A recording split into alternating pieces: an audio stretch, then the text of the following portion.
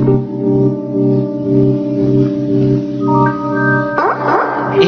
straight talk with no chaser.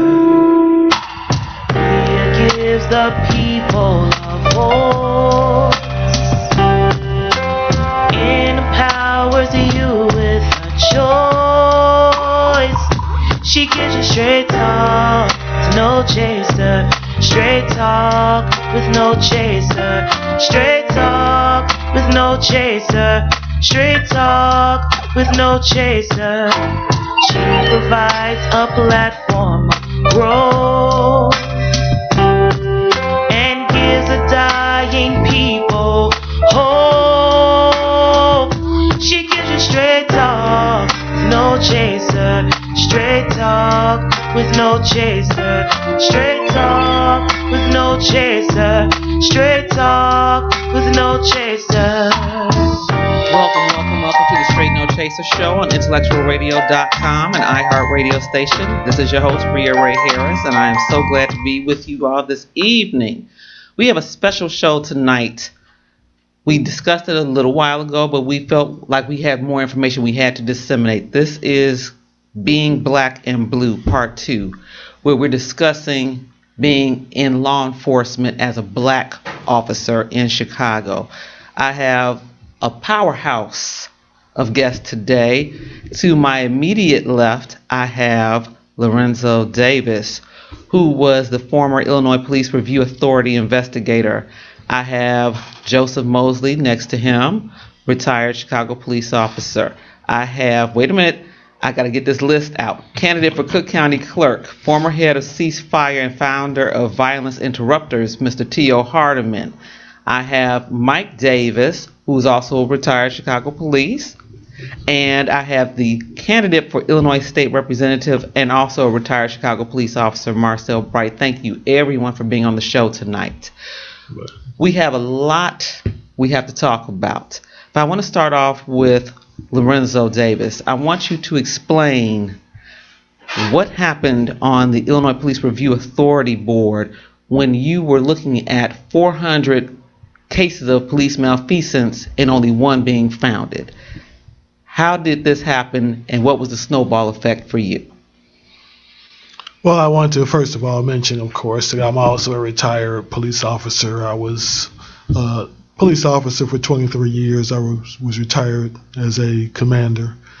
And after a couple of years of practicing law, I joined the Independent Police Review Authority. Now, you were a retired officer from Chicago Police's Yes, force. that's true, yes. Okay. Yes. So when I looked at police officer-involved shootings, I looked at them through the eyes of a reasonable police officer, which I have been. And I would say that there's a point at which officers will not cross. You have most of the police officers in Chicago are fine officers who do a great job. So when I looked at some of the officer-involved shootings that were occurring, they crossed the line. They were shootings where deadly force should not have been used. There is, we do have a policy. We have in the police department, we had what they call general orders. There is a policy on deadly force. I taught law and deadly force at the Police Training Academy on 2 separate occasions. So I taught deadly force to police officers. So when I reviewed some of the cases involving deadly force, I knew that the policy had been violated. But when I directed my team of investigators under me to make sure that those cases were found to be not justified or the use of excessive force was found to be sustained, we had a chief administrator at the time, Scott Ando, who decided that virtually every shooting was justified. And when I refused to change my findings, was fired in July of this year. And I'm almost speechless behind that, because you would think that in a system where you are dealing with protecting and serving, and on the other hand, justice, that they would want everyone to have justice. And if an officer is unfortunately in a bad shooting, that they would be handled just like a civilian that was in a bad shooting. True, should be, but they weren't. T.O. Hardiman, I know that in your various capacities, you've come across a lot of people in the community that have had to deal with the police on certain levels. What have you heard throughout the years that make you go, we need to do something? Well, first and foremost, I just want to say I'm really grateful to be here with Lorenzo Davis. Been knowing him for some time now, and I appreciate him standing in the gap for the voiceless people, sincerely.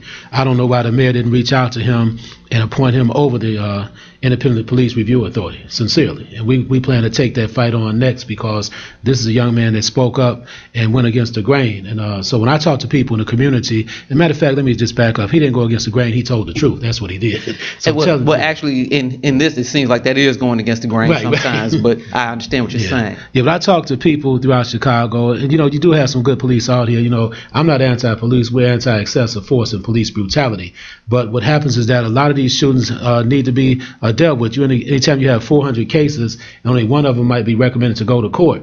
And the numbers get higher if you look at there was some research done where there were over 10,200 some cases, police brutality complaints, and only 16 out of the 10,000 actually went to a court, resulting in the suspension of maybe one or two officers. Nothing real concrete ever came down on any police officers.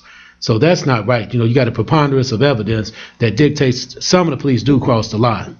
But, right now, police are getting a bad rap across the nation because of the actions of a few police. And I stand on my statement, and I have to say this, too, that I'm also concerned about the black-on-black violence. A lot of people are scared to talk about it, and I don't want to make it more like it's all about the police shootings. We have to stop killing each other as well. Totally agree. Totally agreed. When we look at the force in Chicago in particular, and you look at the structure of the force. Now, Joe, when we were in the green room, Earl has us having a green room now. We're really doing it big on intellectualradio.com. We were discussing when Harold Washington was mayor and how many black officers were hired in that time. Can you elaborate on that a little bit more? We'll certainly have, and again, I want to thank everyone for being here and allowing me to be here. But let me digress for a second. Not only was it Harold, but there was another judge, a federal judge, who actually set in motion the hiring for most of us. And he said to Daily One, "You will hire more blacks." Well, then comes this guy named Harold Washington, and under Harold, you'll see the enormous hiring of black and Latino officers. When I took the test in '81, there was 42,500 people that took the test. They have never matched that number since. Now, why is that? Well, there could be a lot of reasons for that, but I will tell you this. You now see that group, which includes most of us from the 80s group, for lack of a term, the 80s babies, we're gone. But you don't see that type of activity in the police department that we used to do. For instance, I love it when people talk about community policing. Well, my father and uncle were policemen, for community policemen, because they didn't allow black officers to have cars at one time. Mm-hmm. That's a fact. So they were foot patrol. Yeah. So when you hear these stories about, everybody had a car, one time black officers walked their beats. That's how you had the two guns. You had some other people. So there's a lot of history that goes into this department and of its policies or lack thereof. But it also speaks to how you move along in this department. It's not just the officers, it's who directs them. If you look at most studies, they will tell you that you should have a makeup of 1 to 8, I believe, for supervision purposes. Should be 1 sergeant per every 8. In Chicago, it's 1 to 10, if not more. What you're going to see come out of these next couple of years on these committee hearings is they're going to talk about the breakdown in span of control, as it's called. The sergeant is going to catch a lot of heck coming up. It's going to be incumbent on the sergeant to do whatever it is that they're supposed to do. Now, I won't even address that yet, but there's some other numbers that we can talk about. The sergeants, however, and again, if we look at how this department is being made up right now, it's just incredible. When I came on the job, when these gentlemen came on the job, there were 76 black lieutenants, male and female. As of today, there are 19 in the whole city of Chicago. And that's 11 male and 8 female. I got them broken down. As of today's date, in the city of Chicago, talking about rank structures, they made a group of captains today, and God bless them. No black males. So you're going to tell me in the city of Chicago, there was not one male black lieutenant smart enough to become a captain? Something's wrong here. Something's wrong. Because in our system, the way, no thanks to McCarthy, he took a structure out of New York that doesn't fit in this mold. McCarthy did more damage, as far as I'm concerned, than anyone. He created an upper echelon that's more top-heavy than we've ever been. Yeah. You've got more commanders. You know, the age-old saying, unfortunately, not enough Indians, but a whole lot of chiefs. You know, so you go onto a scene, you got people that never done the job before telling you how to do a job. Well, how are you going to lead a charge from behind? You know, so those are the issues I think are going to come out. And I was talking to our partners just now. I've got stuff from 97. I've got stuff from the SAFER report. And they all say the same thing. You don't have to reinvent the wheel. Read what the wheel is telling you. You know, you don't have to go back in to set up another committee. You're going to get a committee to a committee by committee. At some point, we have to quit talking and do something. Mike, you retired when? 2010. 2010. Yes. And at that point, were you starting to see black officers leaving the force by retirement en masse a lot more? Absolutely. They enhanced the retirement package, so to speak. So you have people such as myself. Historically, policemen never retire. They fire them when they get 63 because that's the mandatory retirement age. Okay, but when they enhanced the retirement system, and those of us who had sit around and saw the problems that, you know, we have more problems with, let's say, City Hall and the powers to be in the police department than we have with the citizens, you know. So when they enhanced the retirement package, it was very convenient for us to leave because they gave you things like free health care and you know, a couple of other little things to sweeten the pot. But yes, another thing to think about with respect to staffing levels of, let's say, blacks versus whites in the police department is, as Brother Mosley mentioned, when the city was under an edict to bring the percentage of blacks up on this job, which was during the late 70s and early 80s, and they ultimately, at one point, I believe they may have reached those numbers or got close to it. But once Harold Washington died, which oddly enough was right around the time when this edict expired, then you begin to see classes come into the police academy where you might have a class of 100 and you might have 5 blacks. Okay, so if someone were to, say, go to Freedom of Information and look at the levels in terms of people, let's say, who have over 20 years and people who have less than 10 years, I think you'll find that the department is top heavy with blacks, if I can use that term, although that's deceiving when used this way.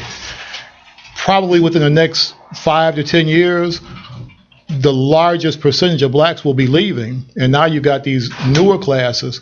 So I feel that within 5 years, the police department's representation of African Americans will be at an all-time low. Let me add to that, and this has really got to be said at some point. As an old timer told me once, he said, son, they'll make you a pauper and make them a millionaire. So if I'm a lieutenant and I'm making 100 plus, at 10 years, I'm a millionaire. But if I'm a lieutenant at the age of 25, 26, 27 even, guess how long I got to be there to be a millionaire?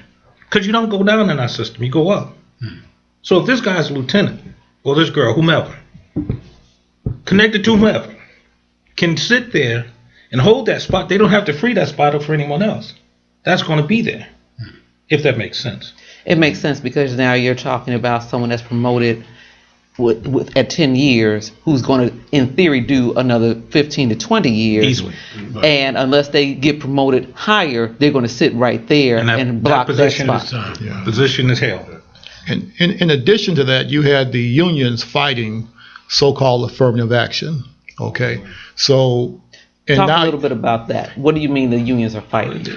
Well, they've always the original lawsuit, which was brought by the African American Patrolmen's League, the original lawsuit addressed the fact that we did not represent, not even close, the black population as a whole with respect to the police department.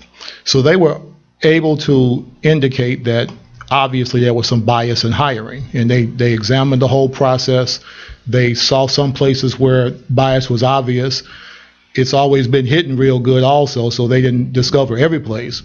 And that's why Judge Marshall at one point came up with his order mandating certain percentages.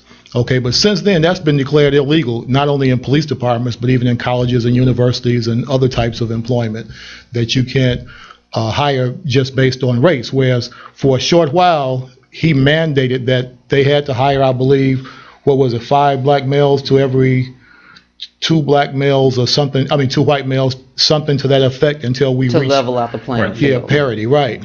But now there is no such law. There is no such rule. And so the city has been able to perpetuate the myth that they have a so-called merit selection process in terms of promotion. I lost my track there just for a moment. But they never discuss what merit is, but the public thinks that when they see a black supervisor, let's say a sergeant or a lieutenant or captain, they think that affirmative action is working. Well, if you really look at the list when they promote more whites meritoriously than they do blacks. In addition to that, they never establish what is merit. So you have a political system where people are, the brothers of the alderman or the state senator and things like that, where they promote these people. Watch it. And primarily, we get the crumbs, as we always have. And then if that's not bad enough, the problem in terms of working, in terms of black and white policemen working, okay, your assignment is based on the area of the city you work in. Basically is based on your seniority. Okay, so if you're a new policeman, chances are you're going to be on the south and west sides of Chicago. So you're going to get what is considered the worst the so-called less desirable positions in the police department. Okay, and because you have so many whites in the police department, you end up with a lot of those white officers in our community, because there's really not enough black policemen to spread out adequately police the black sections of the city. Okay, so you have, then in addition to that, when a black gets some seniority, naturally he's raising a family and what have you, he probably wants to work days. So the busiest part of policing in the city is on midnights in the third watch, as we call it, which is like basically 3 to 11, okay, or 4 to 12 and that type of thing. So that's why you see all day and all the afternoon, or rather all night and all afternoon, you see a large number of white policemen in the black communities. They really don't want to work there, most of them. There are some, that are fair, but therefore some of your most aggressive policemen is at the hands of whites and Hispanics and others, as opposed to the black policemen, because most people with seniority work days because they have families, and you can pick when you work. Where we used to have to go around the clock, that's no longer an issue. Marcel wants to address this, and I want T.O. to address this also. With the shooting a week or so ago of the young man and the downstairs neighbor that wound up having both of them killed, we had spoken earlier about, on our previous show, about the taser training. Yeah. And now Rahm Emanuel is coming out with a quote-unquote updated taser policy. Now, I know you were training at the academy. What was the reason that tasers were not a part of the standard uniform to start? And what does it take to have everyone in Chicago that is a police officer to carry tasers, and are they even going to be effective as far as reducing police shootings? And then two, I want you to talk about the community's view on how that happened and all these other shootings that are compounding. Well, one, money. It would cost a lot to equip everyone with tasers. Now all of a sudden they found money. Would it be less than the $500 million they paid in the past 10 years for police malfeasance? Okay, go on. So that was That was the number one reason was the money. Cost. Originally, they were supposed to make sure that something like a third of the officers on the job were equipped with tasers and had been trained for them, but I guess that never happened. Effectively, one person in every 3 cars should have had a taser. That was when they first introduced this, that was the plan. It never came totally to fruition. Then there was a point where they wanted to make sure all supervisors had tasers, the sergeants. That didn't happen either? By the time I was out of the training division, it hadn't happened. So I'm not sure, and I left a few years after that. So I'm not sure if it ever came to fruition. What was the second part? And if having tasers would have, in your opinion, decreased some of these shootings that we are now seeing, these releasings of these tapes and these accusations? It might have had some effect, but the more high-profile ones, I don't think it would have made a difference. I think particularly the Van Dyke shooting, I think before he got out of that car, again, this is my speculation, he had made up his mind what action he was going to take. The 2 people were shot recently in the domestic disturbance. I think that was probably a mistake, an accident. I'm not sure if they were being overly aggressive. From what I've read, they were violating department procedure. And that's what I noticed in all of these shootings. The department has all these general orders and rules and regulations, and what I'm noticing, and I pay particular attention to this when I get the information, is that these things aren't being done. Be it the Van Dyke case, the recent shooting where the woman and the young man allegedly with a baseball bat were shot. Again, from what I've read, some department general orders were violated in the way those were handled. And if they can get a handle on that, if nothing else, they should be able to reduce some of these shootings. But right now, too many officers are out there operating without true knowledge or understanding of what rules and regulations they're supposed to follow. T.O. Yeah, I'm pretty close to Betty Jones and her family, the young lady that was shot and killed, and Quintonio Legria, I know some of his family members. The reality in that situation was excessive force 2.0, if you ask me. I mean, Betty Jones, all she did was open up her front door. See, Laquan McDonald, Betty Jones, Quintonio Legria, let's give or take, he had a baseball bat. I wasn't there, so I can't really say if he was a definite threat to the police officer, but shooting Betty Jones first, ask questions later. I think the police department needs to get honest about one thing. A lot of people may not want to hear this. I think there's been a shoot and ask questions later policy with some police.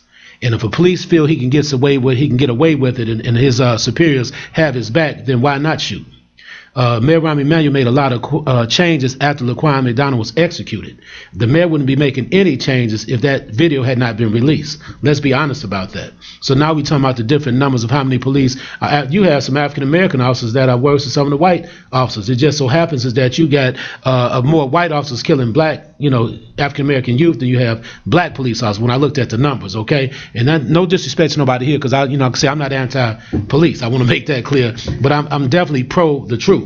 The reality, you have African-American people in power, their hands were kind of tied, and they couldn't do so much. And I appreciate what you said, because McCarthy, I have been calling for his resignation since 2012. I was the first person to call for his resignation, because I knew by meeting with him, his spirit wasn't right. Yeah. I could see it in his face when I met with him, brother.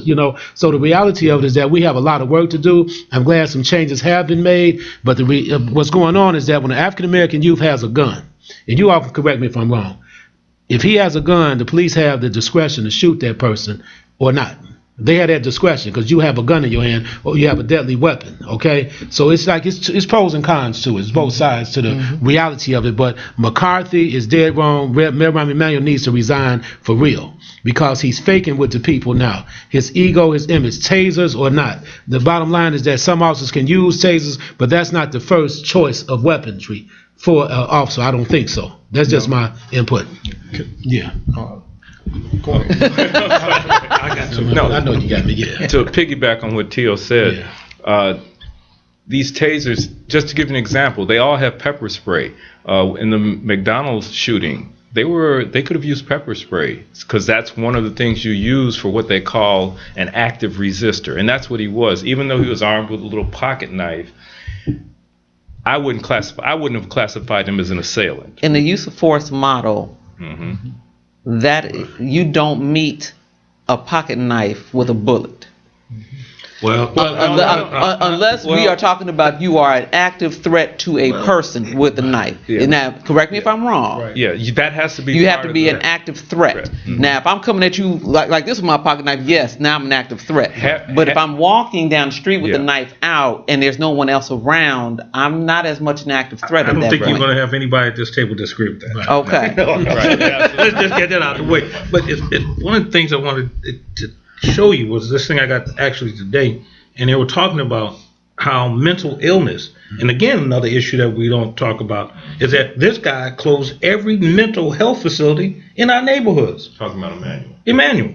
And Mr. Rauner, let's not forget him. Well, I'll get to him in a minute. But in this one article, they talk about by all encounters, official and unofficial, a minimum of 1 in 4 fatal police encounters the life of an individual with severe mental illness. That's a high number, Absolutely. and that's nationwide. So if we even bring it down to, if you look at the stats here in Chicago, it's even higher. They're saying that of all the shootings, the majority of our shootings in our neighborhoods have been with a mentally ill person. So what are they saying? Because Tom Dart, if I recall correctly, has been screaming the roof off the place because Cook County Department of It's a dumping Corrections ground. has been made a holding facility for people with mental illness. Don't call it a holding facility. It's a dumping ground. That's all, plain and simple. Because they don't have any other place to take them. And they are doing things because of the illness in the community, small robberies, drugs, those type of things. And they're arrested and then they're sitting in county. Now, Lorenzo, Yes. let's go back to the review authority. Let's go back to this because I want people to understand what was the initial purpose of the Illinois Police Review Authority and what did it actually do? Because there was an entity before this one, correct? Correct. The Office of Professional Standards, OPS, was a predecessor. And because it was part of the Chicago Police Department, the overall supervisor of OPS was the superintendent of police. Those who worked for OPS actually considered themselves to be police department employees. So the community groups felt that if you had a civilian review board or a civilian review agency, it should be separate from the Chicago Police Department. So they created the Independent Police Review Authority in 2007. And the first chief administrator was Elana Rosenzweig from California, who was a civilian and had been involved in civilian oversight for quite some time. But after a few years, when the mayoralty changed, she came in under Mayor Daley. When Rahm Emanuel became mayor, he decided apparently he wanted his own person. And that's when he selected Scott Ando, a career DEA agent, over 30 years with the Drug Enforcement Administration. And he brought in as his first deputy chief another guy who had over 30 years in the Drug Enforcement Administration. And they began to hire supervisors with law enforcement backgrounds, but not from Chicago. They were from all over the country. That was my next question. Okay. And in my opinion, they were more gung-ho than Chicago police officers were. So they tended to feel that police officers were never guilty of excessive force. But if, as I say, they did something to cross the line, they wanted to make sure the penalties were the minimum amount of suspensions or reprimands that they could have. And as far as officer-involved shootings were concerned, like I said, the statistics were earlier in 2015, out of 409, only 2 had been found to be not justified, and one of those I supervised. So that was before the summer, before they actually said, "Well, you're trying to work against the grain," as we've said before. You're trying to work against the grain with this one. Okay. So that's what occurred there. They, to me, they brought in certain people. The say a hierarchy of the Independent Police Review Authority changed. It was created under an ordinance, and if you read that ordinance, it simply says, in simplest terms to me, that the mayor will appoint a chief administrator, and the chief administrator will do everything else. So the mayor has his person, and his person does whatever, determines policy, what the policy will be. Of course, the policy, concerning what is specified in the ordinance, that is, they will investigate officer-involved shootings, any actually use of a weapon. They will investigate incidents of racially abusive language, domestic disturbances, extraordinary occurrences in the lockups, and that's about all. But like I said, any that's enough. Any policy that should give you enough to look at. Right. Any policies and hiring, all of that is determined by whoever the chief administrator is. And so, depending on that person's leanings, will determine how they view the hiring, which goes into what I want to talk about next, which was the systemic elimination of black candidates from the police force. As far as we were talking about the psychological exam and other methods that are used so that some black people, men in particular, I think, who are qualified, may not make it due to basically a plan for them to not make it. Can anyone speak on that? Years ago, it was called heart murmurs and flat feet. Well, I wanted to speak murmurs. I wanted to speak on that for just a minute. When a person I knew was eliminated for psychological reasons, I went and asked a lieutenant that I knew, a retired lieutenant. He had been my tactical lieutenant when I was a police officer, and he had moved into the personnel department of the Chicago Police Department. So I went and asked him about the psychological testing, and he said that, I know you are an attorney and you're probably trying to get a lawsuit together, so I'll deny that I said this. If it ever comes back. Yes. Right. He said, but when we look at candidates for the police department, if we see someone we feel that we don't want in the police department, we send him to the psychiatrist to be eliminated for psychological reasons. So I was told this, I believe it. There are those who, have manipulated the system to where, some people who would make very good police officers are eliminated by the psychological testing, And some of these crazy shooters who should have been eliminated are not. And all the ones I've seen are, I would have to say, they're white. That's not to say that.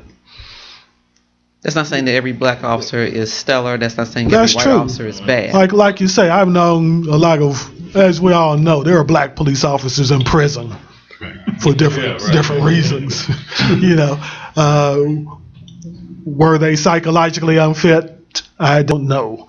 But there are many who've been, let's just say, fired, many in prison for crimes, stealing money and robbing dope dealers and that sort of thing. Right. But psychologically, the Training Day movie. Right, to anyone who would, just shoot someone laying on the ground 16 times or shoot him in the back of the head 3 times while he's laying there prone on the ground with only a cell phone. I would think there's something wrong with those officers. They should not have been police officers in the first place. Yes, Mike. I'd like to comment on that. Look at the high-profile videos across this country that we see of shootings and killings by police officers. To my knowledge, none of them have been black police officers. I have not seen one. Okay. Now, in addition to that, when we were speaking about the ones in the penitentiary, keep in mind we have one that just went in the penitentiary, a white police officer, let's say in the past 10 years, and not only did he go in there for drugs, but then he was actually at some point accused of trying to kill his partner, another white policeman. So when it comes to killers, when you think about it in this particular Van Dyke issue that you have, one thing that I've been saying is that one of the problems with the public's perception of white policemen killing young black men especially, the unions always give you a distorted story of what happened. And like someone mentioned here, had it not been for video cameras and camera phones and things, all the way going back to Rodney King, you'd have no idea that these things are going on. Exactly. They always went on. I don't feel that, let's say in Chicago, that it was large numbers, but at the same time, if you look at that Van Dyke shooting, and people speak about what a reasonable person, when you go in courts, they talk about what a reasonable person would deduce from something that they're seeing. Okay, and you see that boy was in no way a threat to anybody except himself. Yes, okay, now, and then when you read the reports and you find out that there were between 6 and 8 other policemen who had followed this young man for over 2 blocks, and they had indeed called in for someone to bring a taser. All this is right before the public's eye now. And then you got this guy who pulls up in his car, jumps out of his car, and within, 4 seconds, he pumps 16 rounds in this kid. He heard on the radio as he was coming there, he had to hear it, that they were asking for a taser. There had been a couple of cars that had answered up and said, "We're en route, we'll be there shortly," with a taser. So it's like, and none of the other policemen even had their guns drawn. You see them just walking this guy down the street. He's a threat to no one. This domestic. When we were hired, the gentlemen who are here with me today, Chicago drilled into your mind that we have what's called a preservation of life response to incidents. Okay, and deadly force was always to be used as a last resort item. Okay, so anytime, if you pull up, and here again, supervisors are supposed to monitor the type of cases that we see, such as domestics and a guy who's being followed and they're waiting for a taser. The supervisor is supposed to monitor that and ensure that it's handled properly. But if you have a guy that runs out of a house, and I'm assuming that guy got out of his house, I'm assuming he wasn't just in a doorway. If he's in a doorway with a bat, he's definitely not a threat to the policeman who's not in his house yet. Okay, so you at least give this guy a chance to come outside, and there in that use of force module, there are steps that you're supposed to take to de-escalate the situation. So all this stuff that the mayor is coming out with now is smoke and mirrors. I personally believe, and everyone may not agree with me on that there are enough general orders, there are enough laws, there are enough ordinances where if people did what they were supposed to do, and if they had accountability, and if they had a true civilian oversight, I think this problem would solve itself. But the superintendents I worked up under, starting with Fred Rice, Leroy Martin, Terry Hillard, those guys, one thing about them, they drummed accountability into you. And then it's like once we got this guy Klein in office, and definitely this last character they had as a police superintendent, accountability went out the window. So these policemen know that they can do what they want to. And this isn't a large group of officers. Unfortunately, the union had a guy who would, after every shooting, he would get on the news and say that this subject was being pursued by the policeman, and he turned and he pulled his gun out and aimed it at the policeman, and they shot him and killed him. Is that the same guy I see every time? Pat Camden. Yeah. Okay. Now I heard they fired him. I haven't seen this in writing yet. That they but when did they fire him? Right, I know. After they would claim after the Van Dyke incident, because that's what he said, that this guy was coming at him. I just saw him. He turned and came back. He may not be fired. He may be in the background. But why would they let him make a comment like that this guy turned at the officer with a knife in a threatening manner and he shot him? And then the public see the video. At no time did he turn in that policeman's direction and that's a vote of no confidence. Now, I want to go with T.O. for a moment. Go ahead. Because we're looking at, you have worked, like I said, in the community not as a police officer, but as an activist. And I know what you're hearing now is nothing new for you. Right.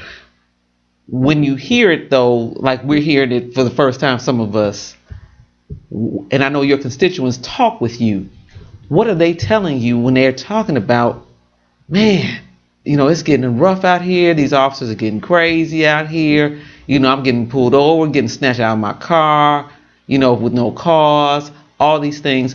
What do the activists advise? Well, first of all, I just have to be clear with the people that are listening. Some people may like this, some people may not. The reality, the police would not be able to kill nobody in the black community if black folks were unified. I want to make that clear. We're too busy killing one another, so a lot of people's, their mindset is, who's going to really care? Okay, that's on one hand. On the other hand, you had McCarthyism. I equate what McCarthy did as McCarthyism. I was on the west side the other day. The police, I'm talking about not the other day, about 2 or 3 months ago before they fired McCarthy. Police pulled me to the side over there, the little stop to keep the ticket thing, asked me where was I going. And immediately I said, you cannot ask me where I'm going. I'm a grown man. I mean, this is not apartheid. Am I right or wrong? So either way, to make a long story short, so when the officer didn't have nothing on me, he said, by the way, you're driving in the bike lane. That's 10 o'clock at night. I was right on Warren in California. Nobody's riding a bicycle at 10 o'clock at night on the west side of Chicago. But the point I'm making, what the community is telling me is that the police have been rough for a long time. It's nothing new. I want to make that clear. But it seems to have intensified under McCarthy, because he was trying to make a point. And see, what people are not looking at the facts. McCarthy ushered in this David Kennedy model out of New York City, the East Coast, which dictates you round up the toughest black folks in a community, and you put pressure on them guys, their mothers, their cousins, and the group they're in. The guy was outdated with his information. You don't have gang chiefs in Chicago like you used to have. You got a guy that go rob somebody. He from the west side, he go rob somebody on the north side. So you hold the whole clique that he's involved in accountable for what some dope fiend did on the north side. I'm just being honest with you. And his strategies failed in Chicago. You still got some McCarthy appointed people in the police force now, like Chief Tracy down there on 35th in Michigan. They need to fire him too. They don't just fire, they need to fire everybody that McCarthy brought to Chicago with him, okay? And that's the reality. Then you got the broken window theory out of New York City, which dictates when you lock people up for lower level crimes, and that would deter them from committing higher level crimes. Number one, I'm not taking up for nobody on the streets. I want to make that clear.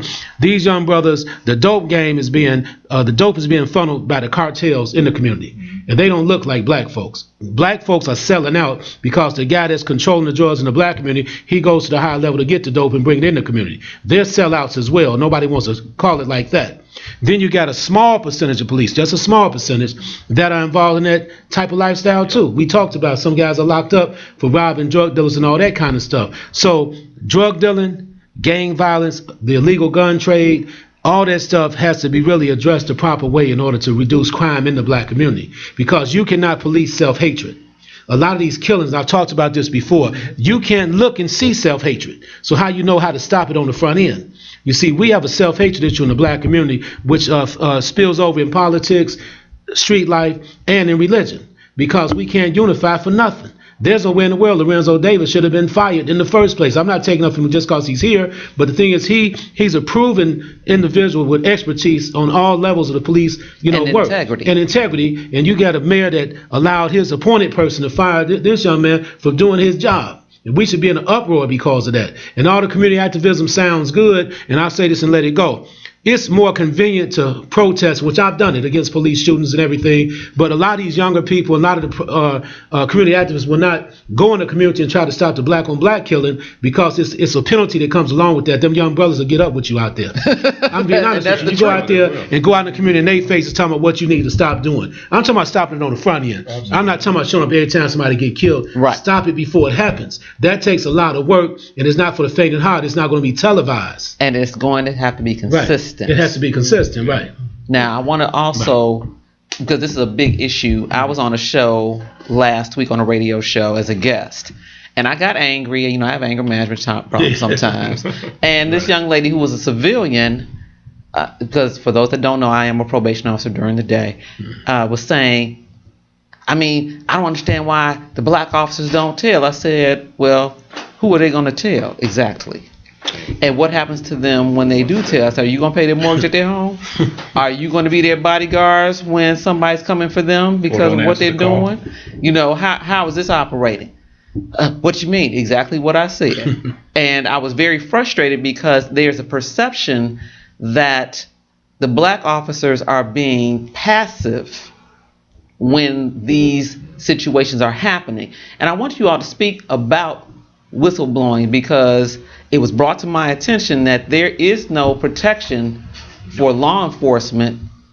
Well, I know that from my own job, but there's no protection for law enforcement officers when it comes to whistleblowing on a federal level like there are for corporate situations and things of that nature. There's definitely no whistleblower protection for police, for law enforcement, at least not on our level. Now, I'm sure on the federal level, definitely there is. That's why you got some of their agents going to jail. But it's funny, let me just digress. In yesterday's paper, a couple of days ago, they had a department in Florida, Bal Harbor, Florida. Their whole police department got wiped out for dealing dope. Whole department. Yeah. They were going into New York and trafficking money and laundering it in Florida. So they wiped out the whole thing. Luckily, none of us, to my knowledge. But I think the real issue is not only the mental health aspect, redoing or remaking this whole department, because we're not dealing with a lot of issues. We get so compartmentalized. The bigger picture is there. We got to put so many pieces together. We're talking about policemen not getting hired, or guys not getting on the job. I work with plenty of white guys who are third, fourth, fifth, sixth generation. For us, first, maybe second. I'm maybe third. My nephew, who tried to come on the job. He failed. Now here's a guy from the military. Was a county officer. He failed 1 second on a run. And that was it. They hired him down in Atlanta. He's now an Atlanta policeman. Yeah. Now, that ain't the first time you've heard that. I've got other friends, my son, black officers, who said, now you going to tell me this kid is that messed up? He did 6 years in the Air Force, 8 years of county, but he couldn't pass a run for Chicago. And you said your son, Marcel? Yeah, my son. He meets the requirements. He's a sergeant in the Army Reserve. Been there for 12 years. And he's kind of tatted up. I'll give you that. But they just stopped and never gave an explanation of. They just stopped his background check. He had passed pretty much everything, and then they stopped. They never gave him a reason as to why. They just stopped his background check. Let me give you one more thing that we talked about in the green room. One of the most important divisions across this country are detective divisions. Why is that? Because and some you didn't know, most people don't know, that felony review is an animal known to Cook County only. Okay, for the real layman, let's get really basic. Felony review, for example, I work in domestic violence court. There are cases that, depending on what the officer wrote, are sent to the state's attorney's office to be considered for a felony upgrade. and the state's attorney determines if that case is a felony or a misdemeanor, and then that determines, the sentencing ability. I did not know until today myself that this was specific to Cook County. Did you know that, T.O.? Not necessarily, no. Because I was amazed, because I thought that was just how things went. No. And I was informed today that no, that's how things go Here. in Cook County. Right. And I've heard that from people in law enforcement, even in other parts of the state. And they go, well, that's not how that works here. Certain other things. You cannot. But go it's to, very specific to you Cook cannot County. go to Cass County, Champaign County, Nope. any other county in the state of Illinois and say, listen, we want to charge this guy with a burglary. Well, do it. in Chicago, because I want to say this happened in the late 60s. That's when we got this thing called felony review, because they were afraid that the police were getting out of hand. Well, the detective division is that wing of the department that does that. If you go to New York, you go to anywhere in California, detectives handle those cases. So if you control the thought process, and not to knock a lot of detectives, because I was one, they're the ones who make these issues go forward. For instance, they could have couldn't have stopped him from shooting him, but believe it or not, that night he could have been charged based on the detective's paperwork. Exactly. But now, again, they have to go on what they're told. So, again, that's another issue. The other thing is this, and I'll say this, and I don't bite my tongue on this. I want you to look at every name that this mayor puts on anything. You start seeing the same names repeat. Lori Lightfoot. Well, if you listen to Brother Lorenzo, Lori was the head of, when Terry was the superintendent, she was the head of IPRA. Yeah. And it said, works out of the office of the superintendent. That was his title. So now all of a sudden she's now been, reinvented. She's now good enough to be on this board. Look at the other people. Yeah. Ron Safer. I got his report. Another Fed. He brings in this new lady. Another Fed. He brings in Ando. Another Fed. Something's wrong here. I mean, no one else has been talking about the fact that we're feeding off a federal system and something is not right. Every name is being regurgitated to us and we're taking it. I haven't heard one person stand up and say, why do we want this person? Yep. Who is this person? What makes them More qualified. than Tio or Lorenzo right. or Mike or Marcel or even you? So you're going to tell me that now these great thinkers are going to come in and solve the world's problem? I don't think so.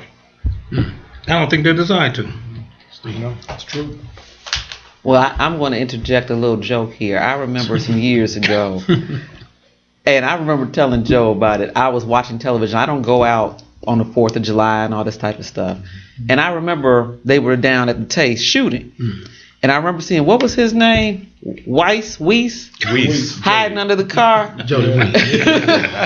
And I said, it may be time for you to go, because you obviously are not Chicago ready. It does, let's be honest now, it takes a special type of person to be in Chicago in any capacity. Chicago has a reputation. My son was born in Aurora, and so he would go out to Aurora to visit his family. And when he got to be about 9 or 10, and they would say, where are you from? He said, I'm from Chicago. And they were like, ooh. And this is only Aurora down the street. And they were like, ooh, it's rough over there. And so you go other places, and it's really terrible as far as people's perception of Chicago. They still think about Al Capone and all this type of stuff. But in all honesty, the way it looks now, we are falling into that same old political gangster type of trap across the board. Never left it. I just want to say this, being a product of Chicago is not a tough city to me. I'm just being honest with you. I mean, anybody, you know what I'm talking about. You've raised, you've been around it, you just don't see it the way other people look at it. So feeling safe, I feel safe on the west side, south side, anywhere I go, because I know what to look for. God's will, something happened, it happened, but you can't be afraid like that. But I just want to say this before I let it go.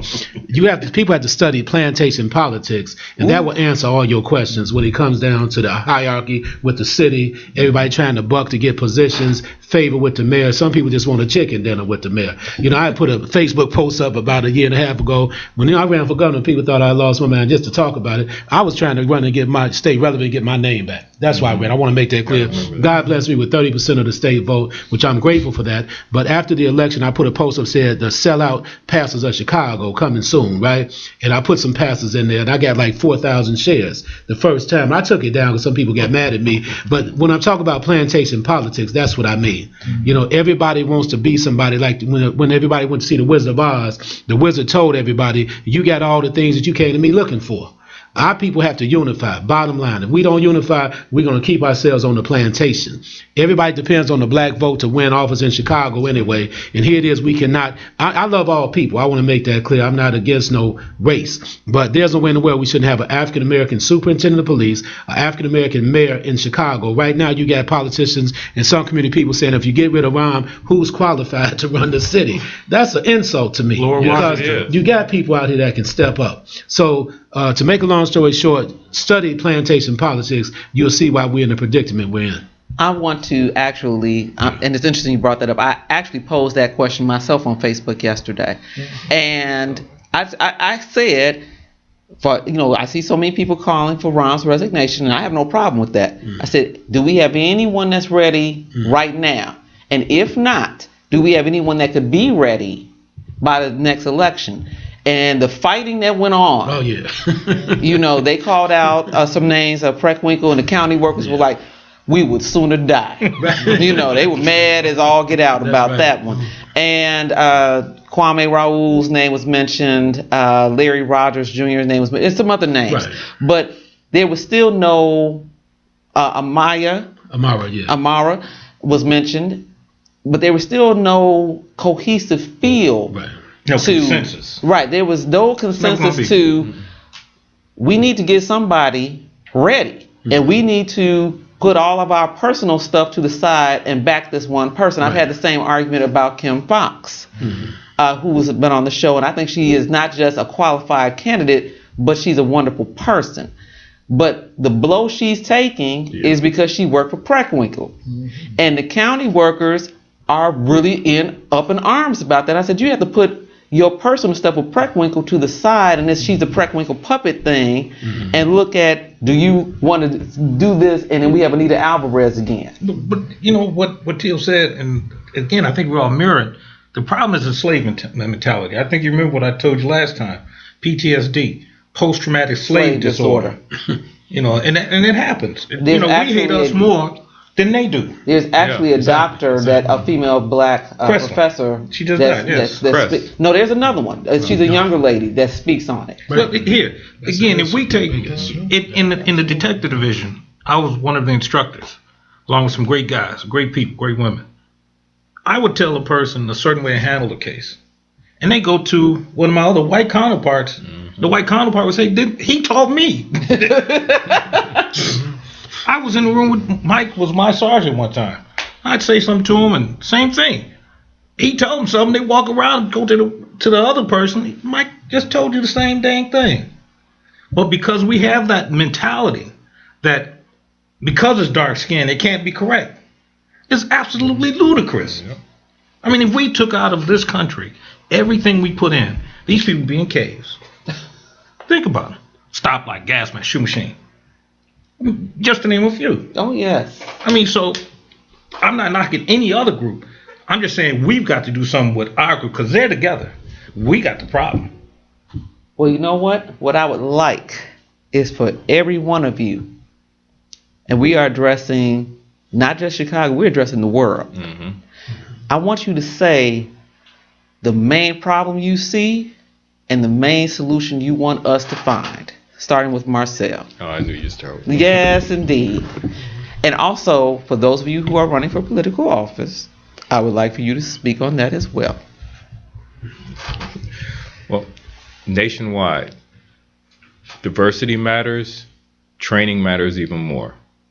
And until those things are addressed, I don't see a solution to anything. And aren't you running for office? Right now, I'm facing a legal challenge. I'll say it here now. be withdrawing my candidacy. Okay. They came at me full force. I ran out of money.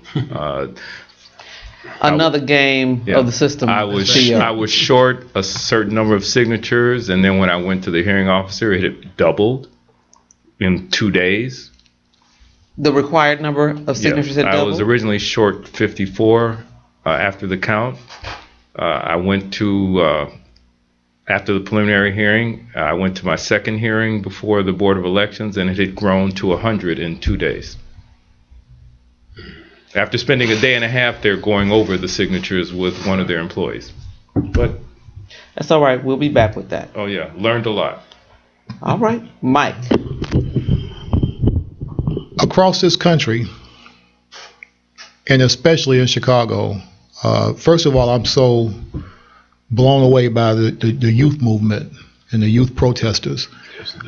We have to get political science back in high schools, and these young people have to begin to vote some of these nuts out of office that are determining their life, you could say. Right here in this city, for the mayor and 50 aldermen to tell you they had no idea of the magnitude of this shooting that we just had by police, but we gave away $25 million, $5.5 million of the taxpayers' money without seeing a video like that. They need to get rid of all of them, and until we began to vote and elect some people to help protect us. Can you imagine? They say they spent over $500 million in the past 10 years in this city. Had they taken that money and invested it in our youth, invested it in our neighborhoods, put it into the pension fund, there were so many things they could have done with that money, and now for it to turn out that the mayor and the politicians are at it, or put it like this, the mayor and the powers to be in the police department have spent 14 months trying to hide something from the citizens of Chicago. If they had taken that effort to try to solve blacks killing blacks and the schools closing, how together we could find solutions for all of these problems. So just have some integrity and some honesty in government. And to get that, we got to get rid of this bunch we got now and get some more people in there. T.O. Yeah, I usually don't mix my politics with community activism, but I'm running as a write-in candidate because I was challenged by the machine as well. Alderman Michelle Harris, she's running for the same seat I'm running for. So the Democratic machine challenged my petitions, and it takes a lot of money to pay for all these legal expenses. So I decided to run as a write-in candidate. Everybody knows it now, and I'm getting a lot of traction as a write-in candidate. You have to understand, I'm always up for the challenge. I don't care who it is. I got a lot of energy. I'm taking care of the business. When I ran for governor, I went downstate about 30, 40 different times, and matter of fact, we won 30 counties downstate, and I believe I can do real good in this Cook County Clerk of the Circuit Court. But far as solutions is, there's no unity in the African American community. You're not going to get a solution, because Mayor Rahm Emanuel is going to go back to business as usual unless, like I say, a lot of the protesters and demonstrators continue to just step up time and time again. We're going all the way. Make no mistakes. We're doing our best to have it where Mayor Rahm Emanuel would resign.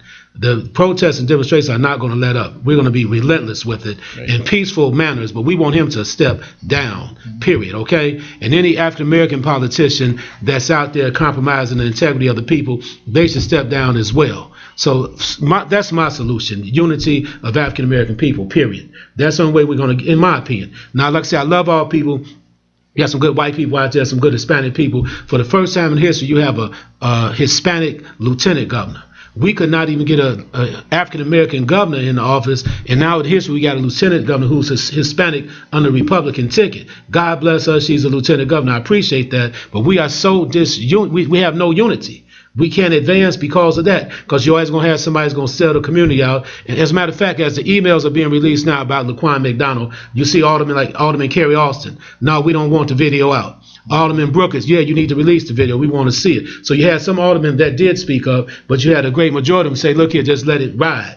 let's deal with it later on. So if you got that kind of compromising going on, it's going to be hard to overcome as a people. And I just say this once again, just for the record, I'm in favor of a black mayor in Chicago, and not just anybody. Everybody say, well, what you mean a black mayor? What about a qualified person? We have several qualified African-American people that can run the city. We got an African-American president running the country, and he's on the best out of any president we've had over the last 20, 30 years. Come on, man. So together we can win. All right. Joe? For me, I think I not only agree with everything, but I would suggest we do a little bit more. If we look at the policies of this country and how they came about, and we look at the mandates as they're given to us, it all comes around the economic package. If we look at the grants that the city got, and I'll show it to you, it's 456 pages that I actually went through. It will amaze you how much money is just sitting and being given to his corporate sponsors. Now, there are some people out there working on it. Even if you look at Tom Tresser's piece on the TIFs, people should really be pissed off. The other thing is this: not one of our so-called Negro leaders voted against this tax increase. It's incredible. It's incredulous. The fact that you voted for them without, even if you, in good conscience, you should have voted against it. But they didn't even have the guts to say no. Gutless. I mean, and it doesn't help us. And think about this. I got an article in here about the charter schools, 9 things the mayor don't want to let you know. They open all these charter schools in our community, close all the schools in our community, but they're building schools up north and south. Yeah. And again, none of these lackeys are even talking about it. So let me get this right. So all these schools are so bad, but these neighborhoods are so good. But they're using the same CPS teachers. So is it the building or is it the mindset of the people within that building? I would suggest it's the mindset. So for them, for any of these people to sit around and say, oh, we don't have any money, I've got to vote for the mayor, oh, we got to have jobs, come on. At what point do you save your soul? Lorenzo? Well, the problem is the economic situation we find ourselves in. Jobs is what is needed. But what we do politically is people vote for those who are not like them. They vote for people who don't have the same interests that they have. Why are we electing billionaires and millionaires? They don't have the same interests that the majority of the people have. Romner is a billionaire. And when they spoke about increasing the minimum wage, he said there should not be one. I mean, that you should work for pennies as if you were a slave or something. Why would anyone vote for him? His interest is with the interests of the other billionaires. Rahm Emanuel, when he took office, I believe he had $17 million. His interests are not the same as mine. He's been taking care of his friends, as you mentioned, opening charter schools, building up the lakefront or the downtown area and letting the rest of the city, particularly the south and the west sides, go to hell. Why would we vote for someone like that? In the United States Senate, all of them are millionaires. They don't have the same interests that we have, especially the Republican millionaires. So it makes no sense to me, for poor people to vote for millionaires, or people who want jobs, when the millionaires, I don't believe in that trickle-down economics. They're not going to, they don't care if, like Romner said, what your wages are. If you want a job, then you should work for peanuts, something that won't sustain your life. It makes no sense to me. And then we look at all of, as mentioned here, mental health facilities closed down and hospitals, and they don't care. Reminds me of Michael Jackson's record. They don't really care about us. Wow. I want to say this before we close out. Firstly, I thank all of you for coming out with me tonight. This has been a very powerful show. I want everyone who, I don't care if you're in Chicago or wherever you are in the country, wherever you are in the world, it is time to start paying attention to what the people around you and who say they represent you are doing. I don't care if it's politics, I don't care if it's the police, I don't care if it's the education system, but if they say, I am here to do a job that directly affects you, you need to watch them. When my son was in second grade, he had a teacher, and I will not call her name, who I thought was just a little bizarre. Something about her just made me uncomfortable, and I worked not that far. And I would take my lunch hour 2 to 3 days a week and just go sit. And she said, oh, you don't have to sit here with your son and watch him. I said, I'm not sitting here watching him. I'm sitting here watching you. And she got red in the face. But I wasn't going to lie to her. That's what I was doing. And later on that year, let's tell the truth and shame the devil.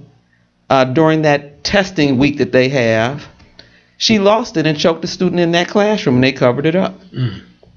And she had been throwing children in chairs and timeout chairs and all this stuff all along. And I asked my son, I said, has she ever done anything to you when I wasn't here? He said, oh, no, because she knows you coming back. And that is a life lesson. I'm not saying that for a pat on the back. I'm saying if you don't watch, unfortunately, everyone's not going to do the right thing because it's the right thing.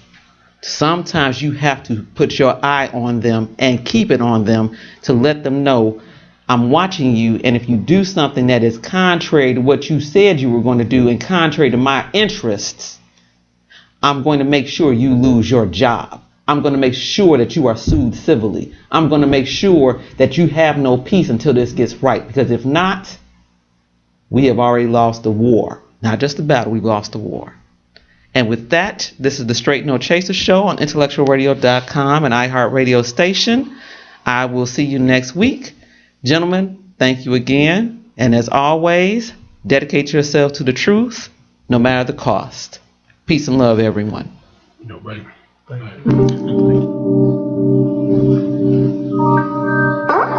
It's straight talk with no chaser. It gives the people a voice, empowers you with a choice. She gives you straight talk to no chaser. Straight talk with no chaser. Straight talk with no chaser. Straight talk with no chaser. She provides a platform of growth and gives a dying people hope. She gives you straight talk with no chaser. Straight talk with no chaser. Straight talk with no chaser. Straight talk with no chaser.